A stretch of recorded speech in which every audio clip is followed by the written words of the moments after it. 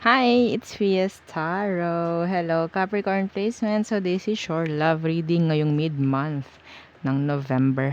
Okay, so syempre, before tayo mag-start, kung hindi ka pa nakakapag-subscribe, please do subscribe and hit the notification bell para lagi po tayo maging updated sa mga mangyayari pa lang. Okay? And yeah, don't forget na mag-follow sa atin pong FB page. And kung may tanong po pagdating sa private reading, you can message me sa akin pong FB page for more info. Okay? And if ever na gusto nyo na magpa-reading sa aking friend, open naman siya palagi. Search nyo lang po itong kanyang FB page and then message nyo siya doon. And yeah, don't forget to follow na rin yung kanyang FB page. Okay? And yeah, regarding sa ating bracelet, marami nang nakakuha. And yes, happy naman sila. 'Di ba? So, the all-in-one evil eye. Okay, so meron tayong for money, protection, health, love, and mostly, ang pinaka-important sa buong, okay, the healing. Okay, the healing. Oh, 'di ba? So, yeah, bakit pa natin iisa-isahin kung pwede namang ilagay sa isa, o 'di ba? So with matching initial mo pa 'yon, syempre. Nalagay natin 'yan customized, o 'di ba? So kung may tanong po na, message lang po tayo sa ating pong FB page, okay? That's Fias Tarot sa FB. Okay? So, yeah, let's start. Capricorns. Capricorns. Okay. By the way, naalala ko, soon, I think, pwede tayong gumawa or sabihin natin, meron tayong magiging evil eye ring. Oo. Kung tayo papalarin. Papalarin, oo. Soon, pwedeng may lumabas tayong evil eye ring. Okay? So, yeah. Syempre, lalagyan din natin ng kung anong meron dito. Some of you, kung ayaw nyo ng bracelet, and hanggang ring lang yung kaya na isuot, well, gagawa natin ng paraan yan. Okay, so, Capricorns. Okay. Capricorns. Situation. Tingnan natin na bang meron sa inyo. Capricorns. Anong meron? May sumasakit sa shoulder. I don't know. Some of you. The Ace of Swords in reverse. The Seven of Swords. Situation here is, sabihin natin, may nagbubulag-bulagan sa mga kasinungalingan. Okay, may nagbubulag-bulagan sa sitwasyon, may pangit na, may mali na, nakasmile pa rin. May nagloloko dito pagdating sa sarili. Okay. Tingnan natin. Ano bang meron sa taong to, Capricorns? Anong meron sa kanya? The Three of Swords, Universe. Some of you might be dealing with with an air sign, Gemini, Libra, Aqua. Okay? So, the Three of Swords and the Page of Swords. Ooh, a lot of air sign. So, this person, they might be stalking you. Ngayon mismo, ini-stalk ka, pinapanood ka. Okay? Yeah. Some of you, sabihin nating nagkaroon kayo ng affair. Some of you, this is younger. A younger person, a younger air sign. Or pwedeng may age gap lang kayong dalawa. Okay? Itong taong to, may langaw. Itong taong ito, hang on. Okay, so nakipagbugbugan ako dun sa the joke lang. Sa langaw. Nakipagbugbugan sa langaw. Okay. So, nasa na tayo? So, sa person mo, no? Okay. So, I think some of you, this person is trying to search or look for forgiveness for some of you. O, parang humihingi ito or yun nga, looking for forgiveness.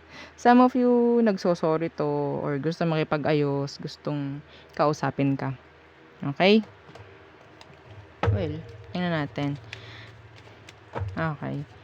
If ever, kasi mayroon tong energy na pwedeng mag-reach out. Okay? So, if ever na mag-reach out ang taong to, anong intention niya? Okay. Intention kasi ng iba dito is pwedeng makipag-ayos.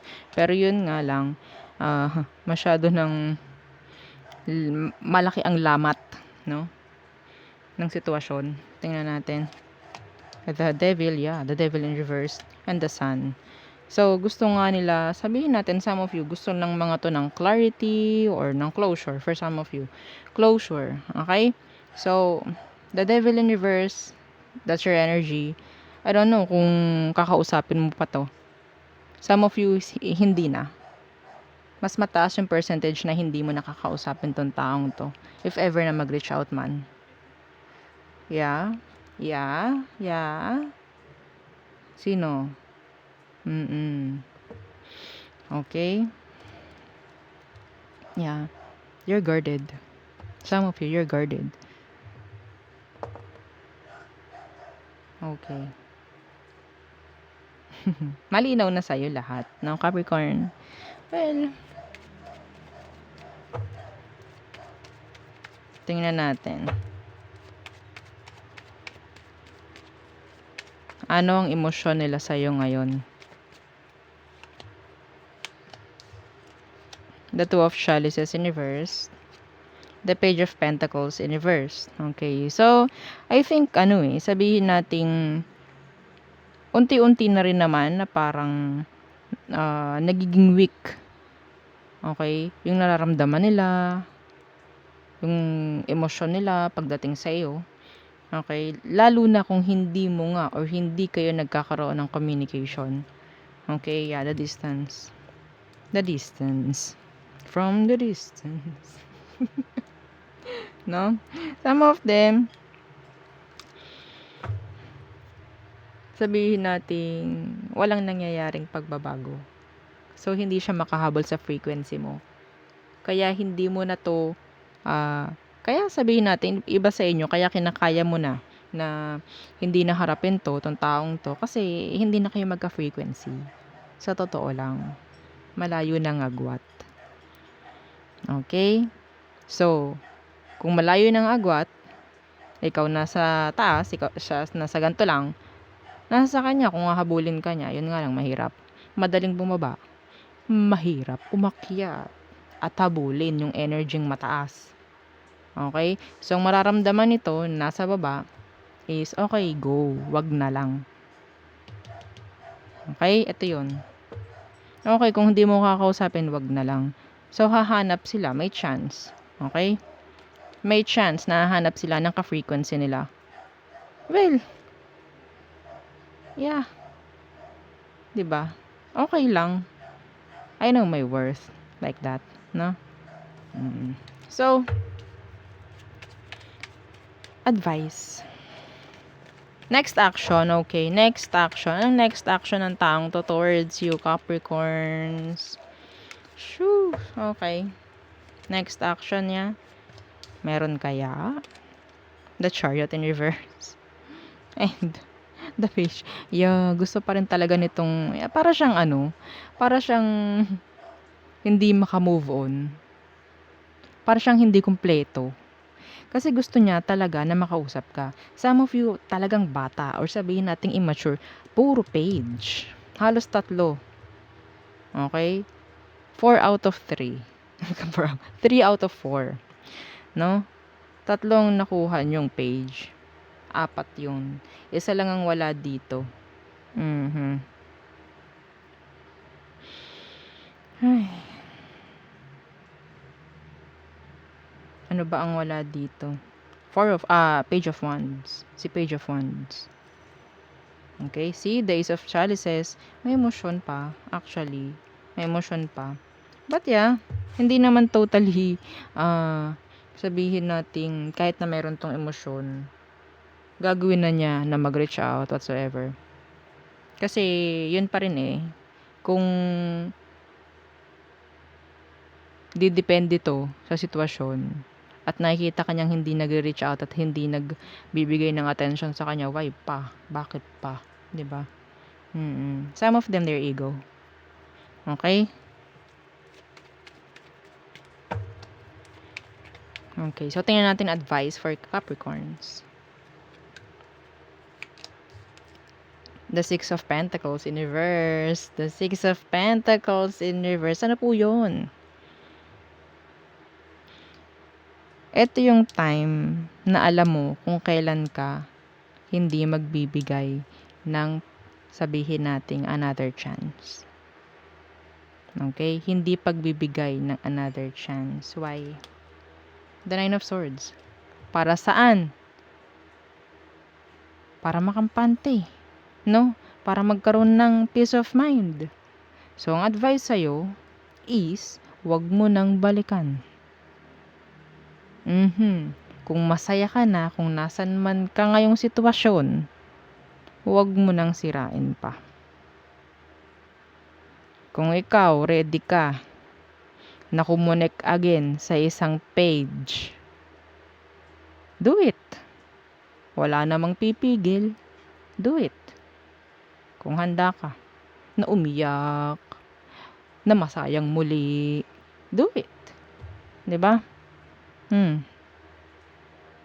Pero kung sa tingin mo masaya ka na sa kung anong sitwasyon meron ka ngayon, mas piliin mo 'yon.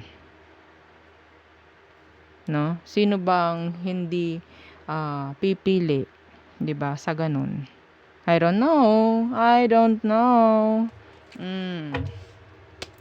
Unahin na magkaroon ng peace of mind. Okay? So tayo tumungo na sa all signs. Okay. Aries through Pisces. Okay. Oops. Okay, Aries wants to commit. Taurus, ego. Gemini, they afraid. Okay. Cancer. Okay. So si Cancer, I think they're being happy. They're happy in general. Leo, may mga emosyon silang hindi pa maibigay ngayon. Some of them, excuse me, nahihiya. I don't know kung bakit. Virgo, sad, upset, overthinking. Okay? Libra, they want to come back. Scorpio, commitment phobe. Sagittarius, they like you. Yeah, they like you. Capricorn, they missed you. Thinking of you. Aqua, they're not messaging, blocking you. Pisces, they're not available emotionally. Okay, emotionally, hindi sila available. So there, yun ang ating reading for Capricorn placement. So yeah, don't forget to like, share, and subscribe, and follow our FB page. Thank you. Bye!